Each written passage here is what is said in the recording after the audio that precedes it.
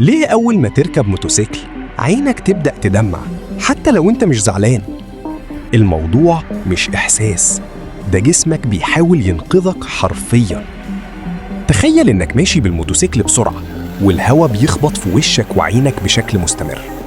في اللحظة دي عينك بتحس إن في خطر عليها، فالهواء القوي بيخلي الدموع اللي بتحمي سطح العين تتبخر بسرعة جدا، وده معناه إن عينك ممكن تنشف وتتجرح بسهولة. عشان كده المخ بيدي أمر فوري للغدد الدمعية إنها تنتج دموع أكتر. الدموع دي مش بسبب المشاعر، دي نظام حماية طبيعي بيشتغل أوتوماتيك. وفي سبب تاني أخطر شوية.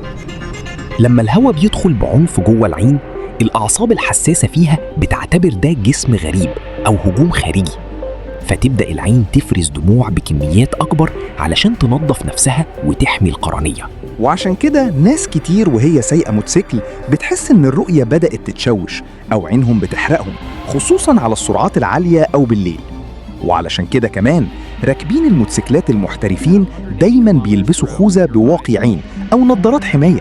مش منظر وبس، دي حرفياً بتحافظ على عينك من الجفاف والأتربة وحتى الحشرات الصغيرة اللي ممكن تسبب إصابات خطيرة.